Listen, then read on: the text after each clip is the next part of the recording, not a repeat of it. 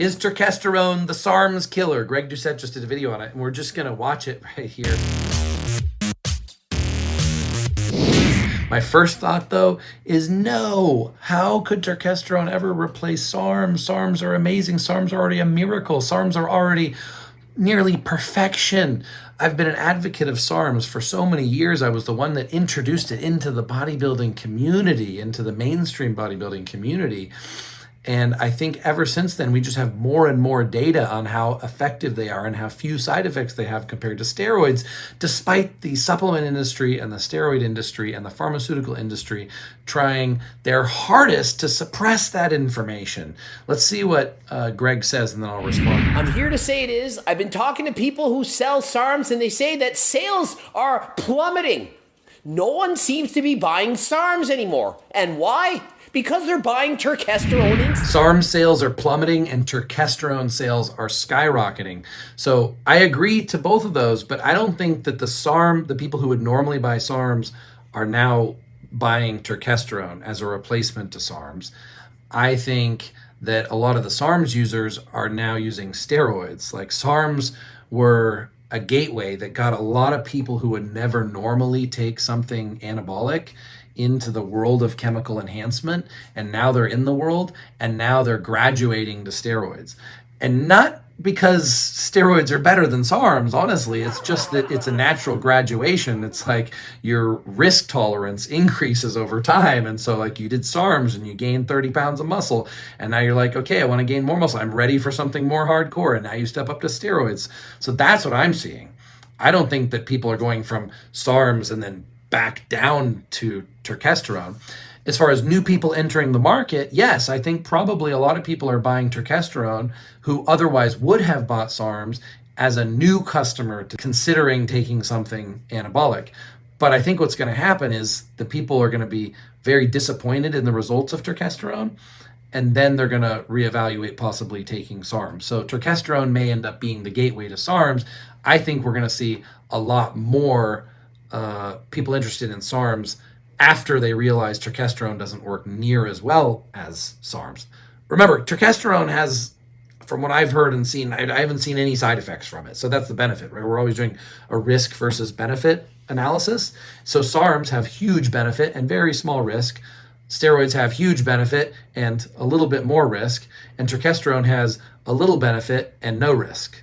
So it's like, it's just a matter of preference. For me, I'm willing to take a little bit more risk for a massive amount more benefit. But that doesn't mean I wouldn't use testosterone. I would use testosterone on top also. Why not get an extra 5% benefit or muscle growth or anabolic response for no additional side effects? So nothing against testosterone. I don't see how it replaces SARMs. I see how it could be used with SARMs. I see how it could be used by someone who still wants to claim natty and take something that has no side effects. But as far as the effectiveness, I mean, testosterone's here and SARMs are here and steroids are here. Testosterone is in fact natural. It's on WADA's watch list, but as of right now, all athletes can take as much of it as they want and still pass any drug test. So Greg Doucette is saying that testosterone is natural because it's found in nature. Testosterone is found in nature, so what's so unnatural about me injecting more testosterone into my body? Like, what's more natural than injecting more of the naturally occurring hormone, testosterone, insulin, growth hormone, that's already in my body for the purpose of building muscle and just having more of it? SARMs bind to the androgen receptor and cause unwanted side effects. Sometimes people get gyno, water retention, lower testosterone levels, and they crash, have to come off, do PCTs, and so on. People want something that works, but they want to do so while being healthy and also while being able to claim natural. Greg is cautioning us about the side effects of SARMs, but consider this. Imagine instead of taking 30 milligrams of RAD140, which is what most people take, and then maybe 1 out of 3 people notice a little bit of change on their blood work, and most people have almost no change on their blood work. Like, there's no side effects in most people at that dosage that are really relevant. But now imagine taking 5 milligrams of RAD140 versus taking testosterone. I think the 5 milligrams of RAD140 is going to have no impact on blood work, no possible side effects. I'm just guessing. whatsoever, and still going to be much more effective than turkesterone. So see, we're comparing in Greg's video and in any other videos that tries to put down SARMs, comparing like the worst case scenario of a very high dosage of the SARMs, but completely ignoring the fact that we could take a very small dosage and the SARMs would still be so much more effective than all the other supplements that we're comparing it to. And so it doesn't bind to the androgen receptor, and so it doesn't have all the unwanted side effects of SARMs and or testosterone and other steroids. So is turkesterone a safer and healthier alternative to SARMs?